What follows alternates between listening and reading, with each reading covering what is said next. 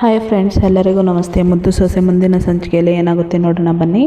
ನೋಡೋದಕ್ಕೂ ಮುಂಚೆ ಯಾರು ವಿನೋದ ವಯಂ ವ್ಲಾಗ್ಗೆ ಸಬ್ಸ್ಕ್ರೈಬ್ ಆಗಿಲ್ವೋ ಪ್ಲೀಸ್ ಸಬ್ಸ್ಕ್ರೈಬ್ ಆಗಿ, ಲೈಕ್ ಮಾಡಿ, ಶೇರ್ ಮಾಡಿ, ಕಮೆಂಟ್ ಮಾಡಿ, ಬೆಲ್ಲೈಕಾನ್ ಆಲ್ ಅಂತ ಒತ್ತಿ ಫ್ರೆಂಡ್ಸ್. ನೀವೇನು ಮಾಡ್ತಿರೋ ಬಿಡ್ತಿರೋ ನನಗೆ ಗೊತ್ತಿಲ್ಲ. ಅದಕ್ಕೆ ರಾಖಿ ಕಟ್ಟಿದ್ರೆ ತಾಳಿ, ಇಲ್ಲಾಂದರೆ ನೇಣಿನ ಕುಣ್ಕೆ ಅಂತಿರ್ತಾಳೆ ಕಣ್ಮಣಿ. ಏನು ಹಿಂಗೆ ಮಾತಾಡ್ತೀಯ ಅಂತ ಬಾಯಿ ಮುಚ್ತಾಳೆ ವಿದ್ಯಾ. ಬಿಡ್ತು ಅನ್ನೋ, ನೀನಿನ್ನು ಬಾಳಿ ಬದುಕಬೇಕಾಗಿರೋಳು, ಒತ್ತಲ್ಲಿ ಈ ಥರ ಎಲ್ಲ ಮಾತಾಡಬೇಡ, ನೀನು ಧೈರ್ಯವಾಗಿರೋ ಸರಿನಾ ಅಂತ ವಿದ್ಯೆ ಹೇಳ್ತಾಳೆ. ನೀವಿದ್ದೀರಾ ಅಂತ ನನಗೊಂದೇ ಧೈರ್ಯ. ಅದಕ್ಕೆ ನಾಳೆ ನನ್ನ ಮದುವೆ ಮೆರವಣಿಗೆ ಆಗಬೇಕೋ, ಎಣದ ಮೆರವಣಿಗೆ ಆಗಬೇಕೋ ಎಲ್ಲ ನಿಮ್ಮ ಕೈಲೇ ಇದೆ ಅದಕ್ಕೆ ಅಂತ ಕಣ್ಮಣಿ ಹೇಳ್ತಾ ಅಳ್ತಿರ್ತಾಳೆ. ಇತ್ತ ಭದ್ರ ಬರೋದನ್ನು ನೋಡಿ, ನಿಮ್ಮ ಅಣ್ಣ ಬರ್ತಾವನೆ ಸುಮ್ಕಿರು, ಏನು ಮಾತಾಡಬೇಡ ಅಂತ ಹೇಳ್ತಿರ್ತಾಳೆ ವಿದ್ಯಾ.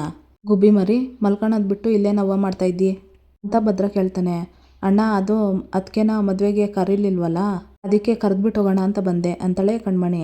ಅದಕ್ಕೆ ಅಂತ ಇಷ್ಟೊತ್ತಲ್ಲಿ ಬಂದರೆ ನೀನು ಮದುವೆ ಹೆಣ್ಣು, ನಿದ್ದೆಗೆ ಇಡಬಾರ್ದು. ನಿದ್ದೆಗೆ ಇಟ್ಟರೆ ಮುಖ ಹಾಳಾಗ್ಬಿಡ್ತೈತೆ. ನಿನಗೇನೋ ಗೊತ್ತಾಗೋಕ್ಕಿಲ್ಲ, ಗೊತ್ತಾಗೋರಾದರೂ ಹೇಳ್ಬಿಟ್ಟು ಕಳಿಸ್ಬೇಕಲ್ವೇ. ಆಯ್ತಾಯ್ತು, ನೀನು ಅಟ್ಟಿಗೆ ಹೋಗಿ ನೆಮ್ಮದಿಯಾಗಿ ನಿದ್ದೆ ಮಾಡು ಅಂತ ಭದ್ರ ಹೇಳ್ತಾನೆ.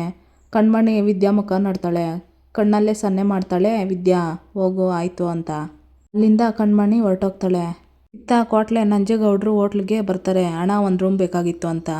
ಒಬ್ರೇನ ಜೊತೆಲಿ ಯಾರಾದರೂ ಇದ್ದಾರಾ ಅಂತ ಕೇಳ್ತಾನೆ ಹೋಟ್ಲ್ ನೋಡ್ಕೊತಿರೋನು. ಅಣ್ಣ ನಾನೊಬ್ಬನೇ ಕಣಂತೆ, ರೂಮ್ ಕೊಡು ಅಂತಾನೆ ಕೊಟ್ಲೆ. ಸರಿ ಸರ್, ಸಿಂಗಲ್ ರೂಮು, ಟ್ಯಾಕ್ಸ್ ಎಲ್ಲ ಸೇರಿ 1500 ರೂಪಾಯಿ ಆಗುತ್ತೆ, ನಿಮ್ಮ ID ಕಾರ್ಡ್ ಕೊಡಿ ಅಂತ ಕೇಳ್ತಾನೆ ಹೋಟ್ಲ್ನವನು. 1500 ರೂಪಾಯಾ, ಸರಿ ಆಯಿತು ಕೊಡು ಅಂತಾನೆ ಕೊಟ್ಲೆ. ಡೀಟೇಲ್ಸು ಫಿಲ್ ಮಾಡಿ ಅಂತ ಕೇಳ್ತಾನೆ ಲಾರ್ಜ್ ಹೋಟೆಲ್ಲಿ ಇರೋನು. ಅದೆಲ್ಲ ನೀನೇ ಬರ್ಕೊಬಿಡು ಅಂತಾನೆ ಕೊಟ್ಲೆ. ಸರಿ ಸರ್, ನಾನು ಆಮೇಲೆ ಫಿಲ್ ಮಾಡ್ಕೊತೀನಿ ಅಂತ ಹೇಳಿ ಬೀಗ ಕೊಡ್ತಾನೆ ಹೋಟ್ಲ್ನವನು. ತಗೊಳ್ಳಪ್ಪ ದುಡ್ಡು ಅಂತ ಕೋಟ್ಲೆ ಕೊಡ್ತಾನೆ. ಅಣ್ಣ ರೂಮ್ಗೆ ಯಾವ ಕಡೆಗೆ ಹೋಗ್ಬೇಕು ಅಂತ ಕೇಳ್ತಾನೆ ಕೋಟ್ಲೆ. ಈ ಕಡೆ ಲಿಫ್ಟ್ ಇದೆ, ಹೋಗೋಣ ಅಂತ ಹೇಳ್ತಾನೆ. ಹೋಗ್ತಾ ಇರ್ತಾನೆ ಕೋಟ್ಲೆ ರೂಮ್ ಹುಡ್ಕೊಂಡು. ಇತ್ತ ವಿನಂತಿ ಇನ್ನೂ ಬರ್ತಾಳೆ. ಅಣ್ಣ ಒಂದು ರೂಮ್ ಬೇಕಾಗಿತ್ತು ಅಂತ ಕೇಳ್ತಾಳೆ ವಿನಂತಿ. ಸಿಂಗಲ್ಲ ಜೊತೆನಾ ಅಂತ ಕೇಳ್ತಾನೆ ಹೋಟ್ಲ್ನವನು. ಯಾಕೆ ಕಾಣಕ್ಕಿಲ್ವಾ, ಮದುವೆಗೆ ಅಂತ ಬಂದಿದ್ದೀನಿ, ಒಂದು ಸಿಂಗಲ್ ರೂಮ್ ಬೇಕು, ಎಷ್ಟಾಗ್ತದೆ ಅಂತ ಕೇಳ್ತಾಳೆ ವಿನಂತಿ. ಟ್ಯಾಕ್ಸ್ ಎಲ್ಲ ಸೇರಿ 1500 ಆಗುತ್ತೆ ಮೇಡಮ್, ನಿಮ್ಮ ID ಕಾರ್ಡ್ ಕೊಡಿ ಮೇಡಮ್ ಅಂತ ಅಂದ್ಬಿಟ್ಟು ಎಲ್ಲ ಇದು ಮಾಡ್ಕೊತಾನೆ ಹೋಟ್ಲ್ನವನು. ಯಾರು ಬರ್ತಾರೆ, ಯಾರು ಹೋಗ್ತಾರೆ, ಮತ್ತು ಯಾರು ಹೆಣ್ಮಕ್ಳು ಬರ್ತಾರೆ ಅಂತ ನೋಡ್ಕೊಂಡು ಕೂತಿರ್ತಾರೆ. ಕಣ್ಮಣಿಗೆ ನೋಡಿರೋ ಅಂಥ ಗಂಡಿನ ಕಡೆ ಫ್ರೆಂಡ್ಸು. ವಿನಂತಿ ಹೋಗ್ತಿರ್ತಾಳೆ. ಮಚ್ಚ ಲಿಫ್ಟಲ್ಲಿ ಇರ್ತಾಳೆ, ಲಿಫ್ಟ್ ಕ್ಯಾಮ್ರಾ ಆನ್ ಮಾಡು ಅಂತ ಹೇಳ್ತಾನೆ ನವೀನ್ ಫ್ರೆಂಡ್ಸು. ರೂಮ್ ಹುಡ್ಕೊಂಡು ವಿನಂತಿ ಬರ್ತಿರ್ತಾಳೆ. ಇತ್ತ ರೂಮಿಗೆ ಬಂದು ಕೋಟ್ಲೆ, ನಾನು ಬಂದೇಟ್ಗೆ ನನ್ನ ಮಗನ ವರ್ಷನೇ ಬೇರೆ ಥರ ಆಯಿತು, ಅದೇನಾದರೂ ಆಗಲಿ ಪತ್ತೆದಾರಿ ಮಾಡಿ ಅವನ ಬಗ್ಗೆ ತಿಳ್ಕೊಳ್ಲೇಬೇಕು ಅಂತ ಹೇಳಿ ಹೋಟ್ಲೆಲ್ಲ ಓಡಾಡ್ತಿರ್ತಾನೆ. ಲಾರ್ಜೆಲ್ಲ ಹುಡ್ಕೊಂಡು ಏನಾದರೂ ಸಿಗುತ್ತಾ ಅಂತ ಓಡಾಡ್ತಿರ್ತಾನೆ ಕೋಟ್ಲೆ. ಇತ್ತ ಕೋಟ್ಲೆ ಬರ್ತಿರ್ಬೇಕಾದ್ರೆ ವಿನಂತಿಗೆ ಡಿಕ್ಕಿ ಹೊಡೆದ್ಬಿಡ್ತಾನೆ ಕೋಟ್ಲೆ. ವಿನಂತಿ ನೀನೇನು ಇಲ್ಲಿ ಅಂತ ಕೇಳ್ತಾನೆ ಕೋಟ್ಲೆ. ಕೋಟ್ಲೆ ನೀನು ಇಲ್ಲೇನು ಮಾಡ್ತಾ ಇದೀಯಾ ಅಂತ ವಿನಂತಿ ಕೇಳ್ತಾಳೆ. ನನ್ನ ಕತೆ ಬಿಡು, ನೀನು ಯಾಕೆ ಇಲ್ಲಿಗೆ ಬಂದಿದ್ಯಾ, ನಿನಗೇನು ಕೆಲಸ ಇಲ್ಲಿ ಅಂತ ಕೋಟ್ಲೆ ಕೇಳ್ತಾನೆ. ಅದು ಒತ್ತಾರಿಕೆ ಮೇಕಪ್ ಮಾಡಿಸ್ಕೊಳೋದಕ್ಕೆ ಫ್ರೆಂಡ್ಗೆ ಹೇಳಿದ್ದೆ, ಅವಳು ಛತ್ರಕ್ಕೆ ಹೋಟ್ಲ್ ಹತ್ರ ಆತದೆ, ಇಲ್ಲಿಗೆ ಬಂದ್ಬಿಡು ಅಂತ ಹೇಳಿದ್ಲು, ಅದು ಮೇಕಪ್ ಎಲ್ಲ ಬೇಗ ಮುಗಿಸ್ಕೊಡ್ತೀನಿ ಅಂತ ಅಂದ್ಲು, ಅದಕ್ಕೆ ಬಂದೆ ಅಂತ ವಿನಂತಿ ಹೇಳ್ತಾಳೆ. ಸುಣ್ಣ ಬಣ್ಣ ಬಳ್ಕೊಳ್ಳೋದಕ್ಕೆ ಪುಕ್ಸೆಟ್ಟೆ ರೂಮ್ ಸಿಕ್ಕದಂತ ರಾತ್ರಿನೇ ಬಂದ್ಬಿಟ್ಟಿದ್ಯಾ ಅಂತ ಕೋಟ್ಲೆ ಹೇಳ್ತಾನೆ. ಹಾಗೆ ಅನ್ಕೋ ಅಂತ ಹೇಳಿ ವಿನಂತಿ ಅಲ್ಲಿಂದ ಹೊರಟೋಗ್ತಾಳೆ. ಇತ್ತ ವಿನಂತಿ ರೂಮಿಗೆ ಬಂದು ಯಪ್ಪ ಸದ್ಯಕ್ಕೆ ಏನು ಕೇಳಲಿಲ್ಲ ಅಂತ ಗೊಣ್ಕೊಳ್ತಿರ್ತಾಳೆ ವಿನಂತಿ ರೂಮಲ್ಲಿರೋ ಕ್ಯಾಮ್ರಾ ಆನ್ ಮಾಡಿ ನೋಡ್ತಿರ್ತಾರೆ ನವೀನ್ ಫ್ರೆಂಡ್ಸು. ಇತ್ತ ಒಂದು ಹುಡುಗಿ ಬಂದು ಅಳ್ತಿರ್ತಾಳೆ. ಹೇಗಾದರೂ ಮಾಡಿ ಆ ವಿಡಿಯೋನ ಡಿಲೀಟ್ ಮಾಡಿ ಕೊಡಿಸಿ ಸರ್ ಅಂತ, ನಿನ್ನ ಕೈ ಮುಗ್ದು ಕೇಳ್ಕೊತೀನಿ ಸರ್ ಅಂತ ಹೇಳ್ತಿರ್ತಾಳೆ ಹತ್ಕೊಂಡು. ನೋಡಮ್ಮ, ನವೀನ್ ಸರ್ ಇವತ್ತಿಲ್ಲ, ಬೇಕಾದರೆ ಅವ್ರ ಫ್ರೆಂಡ್ಸ್ ಇದ್ದಾರೆ, ಮಾತಾಡ್ತೀಯಾ ಅಂತ ಆ ಹುಡುಗಿನೂ ಆ ಹೋಟ್ಲ್ ನೋಡ್ಕೊತಿರೋನು ಮಾತಾಡ್ತಿರ್ತಾರೆ. ಇದನ್ನೆಲ್ಲ ನೋಡಿ ಆ ಹುಡುಗಿ ಯಾರೋ, ಯಾಕೆ ಹಿಂಗೆ ಅಳ್ತಾ ಇದ್ದಳು, ಹೆಂಗಾರ ಮಾಡಿ ತಿಳ್ಕೊಬೇಕಲ್ಲ ಅಂತ ಕೋಟ್ಲೆ ಮನಸ್ಸಿನಲ್ಲೇ ಅನ್ಕೊಂತಿರ್ತಾನೆ. ಅಲ್ಲೋಗಿ ಕೂತ್ಕೊಳ್ಳಿ ಅಮ್ಮ ಒಂದು ನಿಮಿಷ ಅಂತ ಹೇಳಿ ಫೋನ್ ಮಾಡಿ ಮಾತಾಡ್ತಿರ್ತಾನೆ ನವೀನ್ ಫ್ರೆಂಡ್ಸ್ ಜೊತೆ. ಇತ್ತ ಈ ಹುಡುಗಿ ಬಂದು ಒಂದು ಸೈಡಲ್ಲಿ ಕೂತಿರುತ್ತೆ. ಹುಡುಗಿ ಹತ್ರ ಬಂದು, ಯಾರಮ್ಮ ನೀನು, ಯಾಕೆ ಹಿಂಗೆ ಅಳ್ತಾ ಇದೆಯಾ, ಏನಾಗಿದ್ದತ್ತು ಅಂತ ಕೋಟ್ಲೆ ಕೇಳ್ತಾನೆ. ಅಲ್ಲಿ ಫೋನ್ ಮಾಡ್ತಾ ಇರೋನು ಫೋನ್ ಇಟ್ಬಿಟ್ಟು ಬಂದು ಫಾಸ್ಟಾಗಿ, ಯಾರು ನೀವು ಅಂತ ಕೇಳ್ತಾನೆ. ಇದೇನಣ್ಣ ಹಿಂಗೆ ಕೇಳ್ತಾ ಇದೀಯಾ, 1500 ಕೊಟ್ಟು ರೂಮ್ ಬುಕ್ ಮಾಡ್ಕೊಂಡಿಲ್ವೇ, ನೀನೇ ಕೀ ಕೊಟ್ಟಿದ್ಯಾ ಅಂತ ಕೋಟ್ಲೆ ಕೇಳ್ತಾನೆ. ಮತ್ತೆ ರೂಮ್ಗೆ ಹೋಗಿ ಸರ್, ಅದ್ಬಿಟ್ಟು ಬೇರೆ ವಿಚಾರ ಎಲ್ಲ ನಿಮ್ಗ್ಯಾಕೆ ಅಂತ ಹೇಳ್ತಾನೆ ನವೀನ್ ಫ್ರೆಂಡು. ಅದು ಹಂಗಲ್ಲಣ್ಣ, ಈ ಹೆಣ್ಮಗ ಅಂತಿರ್ತಾನೆ ಕೋಟ್ಲೆ. ಏನೇ ಇದ್ರೂ ಒಳಗಡೆ ಮಾತಾಡಿ ಕ್ಲಿಯರ್ ಮಾಡ್ಕೊ ಹೋಗು, ಫಸ್ಟ್ ಫ್ಲೋರು ಸೆಕೆಂಡ್ ಫ್ಲೋರು ಆ ಕಡೆ ಈ ಕಡೆ ಎಲ್ಲ ಓಡಾಡ್ತಾ ಇದ್ದೀರಲ್ಲ ಯಾಕ್ರಿ, ಮೇಲ್ಗಡೆ ಪ್ಯಾಸೆಂಜರ್ ಎಲ್ಲ ಓಡಾಡ್ತಾ ಇದ್ರೆ ಏನಾದರೂ ಕಳ್ಕೊಂಡಿದ್ದೀರಾ, ನಿಮ್ಮ ರೂಮ್ಗೆ ನೀವು ಹೋಗ್ರಿ, ಇಲ್ಲಾಂದರೆ ರೂಮ್ ಖಾಲಿ ಮಾಡಿ ಹೋಗಿ ಅಂತ ಹೋಟ್ಲ್ನವನು ಬೈತಿರ್ತಾನೆ. ಅಯ್ಯೋ ಅದ್ಯಾಕಣ್ಣ ಹಂಗೆ ಕೋಪ ಮಾಡ್ಕೊಂಡು ಹೋಯ್ತೀನಿ ಬಿಡು ನನ್ನ ರೂಮ್ಗೆ ಅಂತ ಅಲ್ಲಿಂದ ಹೊರಟೋಗ್ತಾನೆ. ಹಂಗೆ ಹೇಳ್ಬಿಟ್ಟು ಕ್ವಾಟ್ಲೆ ನಿಮ್ಗೆ ಹೇಳಿದ್ದು ಅರ್ಥ ಆಗಲಿಲ್ವಾ ಅಂತ ಆ ಹುಡ್ಗಿಗೆ ಹೇಳ್ತಿರ್ತಾನೆ. ಇತ್ತ ವಿನಂತಿ ಇರೋ ರೂಮ್ ಕ್ಯಾಮ್ರಾನ ಆನ್ ಮಾಡಿ ನೋಡ್ತಿರ್ತಾರೆ ನವೀನ್ ಫ್ರೆಂಡ್ಸು. ಇತ್ತ ವಿನಂತಿ ಓಣಿನೆಲ್ಲ ಬಿಚ್ಚಿಟ್ಟು ಬಟ್ಟೆ ಒಂದು ಜೊತೆ ಎತ್ತಿಟ್ಬಿಟ್ಟು ಆ ಸೂಟ್ ಕೇಸನ್ನು ತಗೊಬಂದು ಕ್ಯಾಮ್ರಾಗೆ ಅಡ್ಡ ಇಟ್ಬಿಡ್ತಾಳೆ. ಏನೋ ಇದು ಬ್ಯಾಗ್ ಅಡ್ಡ ಇಟ್ಬಿಟ್ಲು ಅಂತ ಹೇಳಿ ಫೋನ್ ಮಾಡಿ ವಿನಂತಿ ರೂಮ್ಗೆ ಒಬ್ಬರನ್ನ ಕೆಲಸ ಮಾಡೋರನ್ನ ಕಳಿಸ್ತಾನೆ ನವೀನ್ ಫ್ರೆಂಡ್ಸು. ಇತ್ತ ಈ ಹುಡುಗಿ ಅಳ್ತಿರೋದನ್ನ ನೋಡಿ ಕ್ವಾಟ್ಲೆ ಅದೆಲ್ಲ ಸರಿ, ನಾನು ಎಲ್ಲ ಕಡೆ ಓಡಾಡ್ತೀನಿ ಅಂತ ಇವನಿಗೆ ಹೆಂಗೆ ಗೊತ್ತಾಯ್ತು? ಈ ಹುಡುಗಿ ಯಾರು, ಯಾಕೆ ಅಳ್ತಾ ಇದ್ದಾಳೋ? ಇದೆಲ್ಲ ನೋಡ್ತಿದ್ರೆ ಚೆಲುವಣ್ಣ ಹೇಳಂಗೆ ನಡೀತೈತೆ, ಆದರೆ ಈ ಹುಡುಗಿ ಯಾಕೆ ಅಳ್ತಾ ಇದ್ಲು ಅಂತ ಕ್ವಾಟ್ಲೆ ಮನಸ್ಸಿನಲ್ಲಿ ಅನ್ಕೊತಿರ್ತಾನೆ. ಇತ್ತ ವಿನಂತಿ ಬಟ್ಟೆ ಎಲ್ಲ ಎತ್ಕೊಳ್ತಿರ್ತಾಳೆ. ಡೋರು ತಟ್ತಿರ್ತಾನೆ ನವೀನ್ ಫ್ರೆಂಡ್ಸ್ ಕಳಿಸಿರೋ ಸರ್ವರು. ಬಾಗಿಲು ತೆಗಿತಾಳೆ ವಿನಂತಿ. ಸಾರಿ ಮೇಡಮ್, ನಮ್ಮ ಹೋಟೆಲ್ಲು ಕಿಚನ್ನು ಕ್ಲೋಸಿಂಗ್ ಟೈಮು, ಏನಾದರೂ ಬೇಕಿತ್ತಾ ಅಂತ ಸರ್ವರ್ ಕೇಳ್ತಾನೆ. ನನಗೇನು ಬೇಡ ಅಂತಾಳೆ ವಿನಂತಿ. ಆ ಸೂಟ್ ಕೇಸನ್ನು ನೋಡಿ ಅಯ್ಯೋ ಮೇಡಮ್ ಬ್ಯಾಗ್ ಯಾಕೆ ಅಲ್ಲಿಟ್ಟಿದ್ದೀರಾ, ಅದು ತುಂಬ ಡೆಲಿಕೇಟು ಅಂತ ಹೇಳ್ತಾನೆ ಸರ್ವರು. ಅಯ್ಯೋ ಅದೇನೋ ಭಾರ ಇಲ್ಲ ಬಿಡಪ್ಪ, ಏನೂ ಆಗೋಕ್ಕಿಲ್ಲ ಅಂತ ವಿನಂತಿ ಹೇಳ್ತಾಳೆ. ಅಯ್ಯೋ ಮೇಡಮ್ ಅದೇನಾದರೂ ಹೊಡೆದೋದ್ರೆ ನೀವೇ ಕಟ್ಕೊಡ್ಬೇಕಾಗುತ್ತೆ, ನಿಮ್ಗೆ ಯಾಕೆ ತೊಂದರೆ ಬಿಡಿ, ನಾನೇ ಎತ್ತಿ ಈ ಟೀಪಾಯಿ ಮೇಲೆ ಇಟ್ಬಿಡ್ತೀನಿ ಅಂತ ಹೇಳಿ ಬ್ಯಾಗ್ನ ಇಳಿಸಿ ಟೀಪಾಯಿ ಮೇಲೆ ಇಟ್ಬಿಡ್ತಾನೆ ಸರ್ವರು. ಅವ್ನು ಹೋಗ್ತಿದ್ರೆ ಏನಪ್ಪ ಹೊಸಿ ನಿಂತ್ಕೋ, ಈ ಬಟ್ಟೆ ಐರನ್ ಮಾಡಿಲ್ಲ, ಹೊಸಿ ಐರನ್ ಮಾಡಿ ತಂದ್ಕೊಡು ಅಂತ ಹೇಳಿ ವಿನಂತಿ ಬಟ್ಟೆ ಕೊಡ್ತಾಳೆ. ಅವನು ತಗೊಂಡು ಬಟ್ಟೆ ಸರಿ ಮೇಡಮ್ ಅಂತ ಹೊರಟೋಗ್ತಾನೆ. ಈಗ ಬಂದಿರೋ ಕೆಲಸ ಎಲ್ಲಿಂದ ಶುರು ಮಾಡೋಣ, ಅದಕ್ಕೇನೇ ಇದ್ರೂ ಬೆಳಗಿನ ಜಾವನೇ ಸರಿ ಅಂತ ಹೇಳಿ ಲೈಟು ಆಫ್ ಮಾಡಿ ಮಲ್ಕೊತಾಳೆ ವಿನಂತಿ. ಅಯ್ಯೋ ಛೇ, ಒಳ್ಳೆ ಶೋ ನೋಡೋಣ ಅಂದರೆ ಲೈಟೇ ಆಫ್ ಮಾಡಿಬಿಟ್ಲಲ್ಲೋ, ಛೇ ಈ ಎಣ್ಣೆನೇ ಗತಿ ಕಣಪ್ಪ ಇವತ್ತು ಅಂತ ಅಂದ್ಕೊಂಡು ನವೀನ್ ಫ್ರೆಂಡ್ಸು ಎಣ್ಣೆ ಹೊಡಿತಾ ಇರ್ತಾರೆ ಹೋಟ್ಲಲ್ಲಿ. ಇತ್ತ ವಿದ್ಯಾ ಫೋನ್ ಮಾಡ್ತಿರ್ತಾಳೆ ಕ್ವಾಟ್ಲೆಗೆ. ಹಲೋ ಹೇಳಿ ಅತ್ಕೆಮ್ಮ ಅಂತ ಆನ್ ಮಾಡಿ ಮಾತಾಡ್ತಾನೆ ಕ್ವಾಟ್ಲೆ. ಅಣ್ಣ ನೀವು ಅಲ್ಲಿಗೆ ಹೋದ್ರೆ ಏನಾದರೂ ವಿಷಯ ಗೊತ್ತೈತೆ ಅಂತ ವಿದ್ಯಾ ಕೇಳ್ತಾಳೆ. ಅತ್ಕೆಮ್ಮ ಬಂದು ರೂಮ್ ಮಾಡ್ಕೊಂಡಿವ್ನಿ, ತಿಳ್ಕೊಳ್ಳೋ ಪ್ರಯತ್ನ ಮಾಡ್ತಾನೆ ಇದ್ದೀನಿ.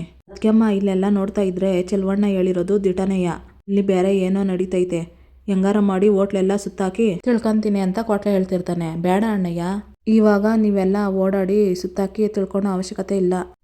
ಅದ್ರ ಬದಲಾಗಿ ನೀವು ಆಚೆ ಬಂದು ಸುತ್ತಮುತ್ತ ಯಾರಾದರೂ ಓಡಾಡ್ತಿದ್ರೆ ಸಿಕ್ಕಿದ್ರೆ ಅವ್ರ ಬಗ್ಗೆ ವಿಚಾರಿಸಿ, ನಮಗೆ ಯಾವುದಾದ್ರೂ ಸಾಕ್ಷಿ ಸಿಕ್ಕಿದ್ರೂ ಸಿಕ್ಬೋದು ಅಂತ ವಿದ್ಯಾ ಹೇಳ್ತಾಳೆ.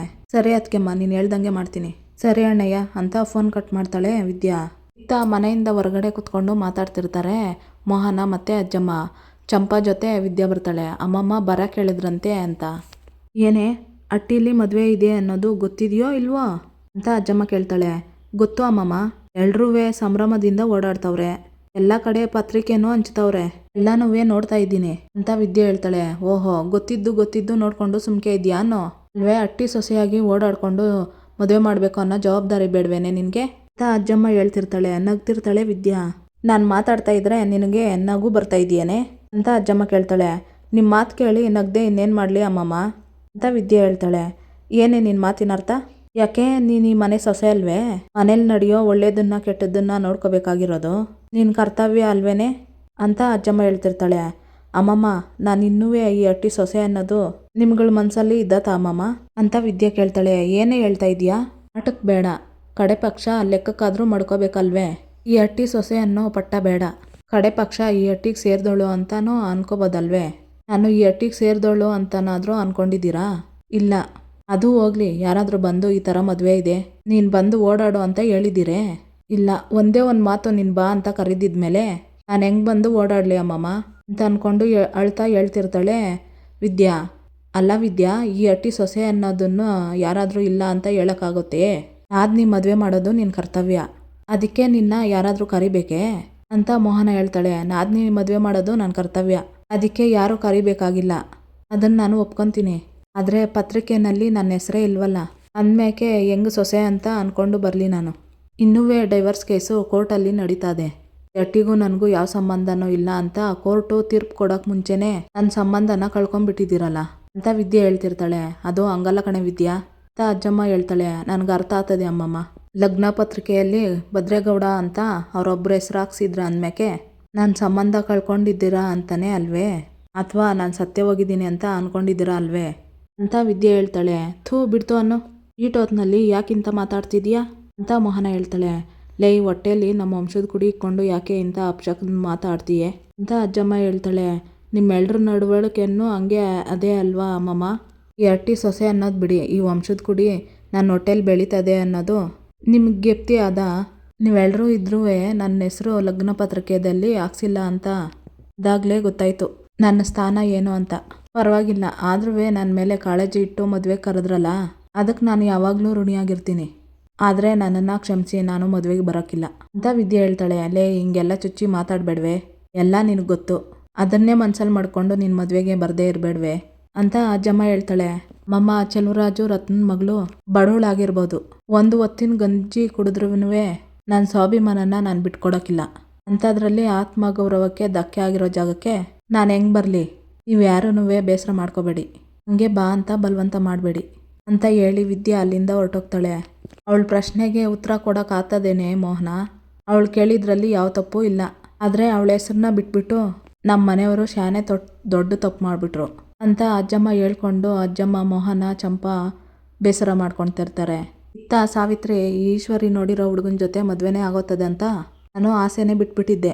ಆದರೆ ಈಗ ನನ್ನ ಮಗಳ ಬುದ್ಧಿವಂತಿಕೆಯಿಂದ ಅದಕ್ಕೆ ಎಳ್ಳು ನೀರು ಬಿಡೋ ವ್ಯವಸ್ಥೆ ಆಗ್ತದೆ. ಈಗಲೇ ದೇವರಾಜ್ ಮಾಮನಿಗೆ ಫೋನ್ ಮಾಡಿಬಿಟ್ಟು ಎಲ್ರನ್ನೂ ಚೌಟ್ರಿಗೆ ಕರ್ಕೊಂಡು ಬರೋದಕ್ಕೆ ಹೇಳ್ಬಿಡ್ತೀನಿ ಅಂತ ಸಾವಿತ್ರಿ ಅಂದ್ಕೊಂಡು ಫೋನ್ ಮಾಡ್ತಾಳೆ ಅವ್ರ ಮಾವನಿಗೆ. ಹೇಳವ್ವ ಸಾವಿತ್ರಿ, ಚೆಂದಾಗಿದೆಯಾ? ಏನು ಸಮಾಚಾರ ಅಂತಾನೆ ದೇವರಾಜ.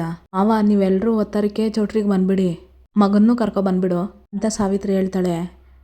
ಯಾರ್ದೋ ಮದುವೆ ನೋಡೋಕೆ ನಾವ್ಯಾಕೆ ತಗೊಳವ ಅಂತ ದೇವರಾಜ್ ಹೇಳ್ತಿರ್ತಾರೆ. ಅಯ್ಯೋ ಮಾವ, ನೀವು ನನ್ನ ಮೇಲೆ ನಂಬಿಕೆ ಮಾಡ್ಕೊಂಡು ಮದುವೆಗೆ ಸಿದ್ಧವಾಗಿ ಬನ್ನಿ. ನಾಳೆ ನಮ್ಮ ಅಣ್ಣನ ಮಗಳ ಮದುವೆ ನಡೆಯೋದು ನಿಮ್ಮ ಮಗನ ಜೊತೆನೇಯ ಅಂತ ಸಾವಿತ್ರಿ ಹೇಳ್ತಾಳೆ. ಅದೆಲ್ಲ ಸಾಧ್ಯನೇನವ್ವ ಅಂತ ದೇವರಾಜ್ ಹೇಳ್ತಾರೆ. ಅಸಾಧ್ಯವಾದದ್ದನ್ನು ಸಾಧ್ಯ ಮಾಡೋದೇ ಸಾವಿತ್ರಿ ಜಾಯಮಾನ. ನಾಳೆ ಆ ಹುಡುಗನ ಜೊತೆ ಮದುವೆ ನಿಂತೋತದೆ. ಅದೇ ಮಂಟಪದಲ್ಲಿ ನಿಮ್ಮ ಮಗ ನಮ್ಮ ಅಣ್ಣನ ಮಗಳು ಕಣ್ಮಣಿ ಕುತ್ತಿಗೆಗೆ ತಾಳಿ ಕಟ್ತಾನೆ. ಇದು ಈ ಸಾವಿತ್ರಿ ಕೊಡ್ತಾ ಇರೋ ಮಾತು ಅಂತ ಸಾವಿತ್ರಿ ಹೇಳ್ತಾಳೆ. ನಿನ್ನ ಮಾತು ಮೇಲೆ ನನಗೆ ನಂಬಿಕೆ ಅದೇ. ನೀನು ಹೇಳ್ದಂಗೆ ಎಲ್ಲ ನಡೆದ್ಬಿಟ್ರೆ ಅದಕ್ಕಿನ್ನ ಸಂತೋಷ ಇನ್ನೇನಿದ್ದದವ್ವ ಅಂತ ದೇವರಾಜ್ ಹೇಳ್ತಾನೆ. ನಡೆಯುತ್ತೆ. ಆಮೇಲೆ ನೀವು ನನಗೆ ಕೊಟ್ಟಿರೋ ಮಾತನ್ನ ಮರಿಬೇಡಿ ಅಂತ ಸಾವಿತ್ರಿ ಹೇಳ್ತಾಳೆ. ನೋಡವ್ವ, ನೀನು ಹೇಳ್ದಂಗೆ ಆ ಹುಡುಗಿ ನಮ್ಮ ಮನೆ ಸೊಸೆ ಆಗ್ಬಿಟ್ರೆ ಅವಳ ಜೊತೆ ಬರೋ ಧನಲಕ್ಷ್ಮಿಲಿ ಅರ್ಧ ಪಾಲು ನಿನ್ಗೆಯ, ಅದರಲ್ಲಿ ಯಾವುದೇ ಅನುಮಾನ ಬೇಡ ಅಂತ ದೇವರಾಜು ಹೇಳ್ತಿರ್ತಾರೆ. ಸರಿ ಮಾವ, ನಾಳೆ ಮದುವೆ ಮಂಟಪದಲ್ಲಿ ಮಾತಾಡೋಣ ಅಂದ್ಬಿಡಿ ಅಂತ ಖುಷಿಯಾಗಿ ಹೇಳ್ತಿರ್ತಾಳೆ ಸಾವಿತ್ರಿ. ಆಗ್ಲಿ ಕಣವ್ವ ಅಂತಾನೆ ದೇವರಾಜು. ಮಾರನೇ ದಿವಸ ಇತ್ತ ವಿದ್ಯಾ ದೇವ್ರ ಹತ್ರ ಕೈ ಮುಗಿದು ಕೇಳ್ಕೊತಿರ್ತಾಳೆ. ದೇವ್ರೇ, ಇವತ್ತು ಎಲ್ಲ ವಿಚಾರನ್ನು ಒಳ್ಳೆ ಥರ ಆಗೋ ಮಾಡಪ್ಪ. ಪಂಚಕ್ರ ಬಂಡವಾಳ ಎಲ್ಲನೂ ಬಯಲಾಗಬೇಕು. ಕಣ್ಮಣಿ ಬಯಸ್ತಿರೋ ಬದುಕು ಅವಳಿಗೆ ಸಿಗಂಗೆ ಮಾಡಪ್ಪ ಅಂತ ಕೈ ಮುಗ್ದು ಕೇಳ್ಕೊತಿರ್ತಾಳೆ ವಿದ್ಯಾ. ಇತ್ತ ಫೋನ್ ಬರ್ತಾ ಇರುತ್ತೆ. ಭದ್ರ ಬಂದು ಫೋನ್ ತಗೊಂಡು, ಓ ಚಿತ್ರತಾವ ಬಂದಿದ್ದೀರೇ? 5 ನಿಮಿಷ, ನಾನು ಬಂದ್ಬಿಟ್ಟೆ. ಸರಿ ಅಂತ ಹೇಳಿ ಫೋನಲ್ಲಿ ಮಾತಾಡಿ ಕಟ್ ಮಾಡ್ತಾನೆ ಭದ್ರ. ವಿದ್ಯಾ ಹೋಗಿ ಕಾಲೇಜ್ ಬ್ಯಾಗು ತಗೊಳ್ತಾಳೆ. ವಿದ್ಯಾನ್ ನೋಡಿ, ಎಲ್ಲ ಇವಳ ಮದ್ವೆಗೆ ಬರೋದು ಬಿಟ್ಟು ಕಾಲೇಜ್ಗೆ ರೆಡಿ ಆಗ್ತಾ ಇರಂಗೈತಲ್ಲ, ಎಲ್ಲೋ ನಾನು ಕರೆದಿಲ್ಲ ಅಂತ ಬಿಗ್ಮಾನ ಇರಬೇಕೆ ಅಂತ ಅಂದ್ಕೊಂಡು ಫೋನಲ್ಲಿ ಮಾತಾಡೋ ರೀತಿ ಮಾತಾಡ್ತಾನೆ ಭದ್ರ. ಇತ್ತ ಬುಕ್ ತೆಗೆದು ನೋಡ್ತಾ ಇರ್ತಾಳೆ ವಿದ್ಯಾ. ಅಲೋ, ಕೇಳಿಸ್ತಾ ಇದ್ದದೆ? ಲೋ, ನಿಂಗೆ ಹೇಳ್ತಾ ಇರೋದು ಕೇಳಿಸ್ತಾ ಇದ್ದದೆ ಅಂತ ಕಿರ್ಚುತ್ತಿರ್ತಾನೆ ಭದ್ರ. ಇತ್ತ ವಿದ್ಯಾ ಯಾರಿಗನ್ಬಿಟ್ಟು ತಿರುಗಿ ನೋಡ್ತಾಳೆ. ತಕ್ಷಣ ಕಿವಿಯಲ್ಲಿ ಫೋನ್ ಇಟ್ಕೊಂಡು, ಇವತ್ತು ನನ್ನ ತಂಗಿ ಮದುವೆ ಅಂತ ಗೊತ್ತು ತಾನೇ? ಓ, ಕರ್ದಿಲ್ಲ ಅಂತ ಹೇಳ್ತಾ ಇದೆಯೇ? ನಿನ್ನನ್ನು ಕರಿಬೇಕೆ? ಅದೇನೇ ಮುಖ್ಯವಾದ ಕೆಲಸ ಇದ್ರು ಬಿಟ್ಟು ನನ್ನ ತಂಗಿ ಮದುವೆಗೆ ಬರ್ಬೇಕು ನೀನು. ಹೇಳಿದ್ದು ಅರ್ಥ ಐತೆ ನಿನಗೆ ಅಂತ ಕಿವಿ ಹತ್ರ ಫೋನ್ ಇಟ್ಕೊಂಡು ಮಾತಾಡ್ತಿದ್ರೆ ಫೋನ್ ರಿಂಗ್ ಆಗ್ತಾ ಇರ್ತೈತೆ. ಇತ್ತ ಭದ್ರನ್ ನೋಡಿ ವಿದ್ಯಾ ನಗ್ತಾ ಇರ್ತಾಳೆ. ತಲೆಗಿರ್ಕೊಂಡು, ಬಡ್ಡಿ ಇದೇ ಸಮಯಕ್ಕೆ ಕಾಲ್ ಬಂದಿದ್ಯೆ ಅಂತ ಭದ್ರ ಅನ್ಕೊಂತಿರ್ತಾನೆ. ಇತ್ತ ಬ್ಯಾಗ್ ತಗೊಂಡು ಹೋಗ್ತಿರ್ತಾಳೆ ವಿದ್ಯಾ. ಅದು ಮುಖ್ಯವಾದವ್ರಿಗೆ ಪತ್ರಿಕೆ ಕೊಡೋದಯ್ಯ ಮರ್ತುಬಿಟ್ಟಿದ್ದೆ, ಅದು ಹೆಂಗೆ ಮರ್ತೋದೆ ಅಂತಾನೆ ಗೊತ್ತಾಗ್ತಾ ಇಲ್ಲ ಅಂತ ಹೇಳ್ತಿರ್ತಾನೆ ಭದ್ರ. ಇತ್ತ ವಿದ್ಯಾ ಹೋಗೋದಕ್ಕಂತ ಹೋಗ್ತಾಳೆ. ಲೋ, ಎಸ್ಕಿಸ್ ಮೀ ಅಂತ ಭದ್ರ ಹೇಳ್ತಾನೆ. ಹಾಂ ಅಂತಾಳೆ ವಿದ್ಯಾ. ಏನು ಹೇಳಿದ್ರಿ ಅಂತ ಇನ್ನೊಂದು ಸಾರಿ ಕೇಳ್ತಾಳೆ ವಿದ್ಯಾ. ಎಸ್ಕಿಸ್ ಮೀ ಅಂತ ಹೇಳ್ತಾನೆ ಭದ್ರ. ಇದಕ್ಕೆ ನಗ್ತಾ ಇರ್ತಾಳೆ ವಿದ್ಯಾ. ಎಸ್ಕಿಸ್ ಮೀ ಅಂತಂದರೆ ಮುತ್ಕೊಡು ಅಂತ ವಿದ್ಯಾ ಹೇಳ್ತಾಳೆ.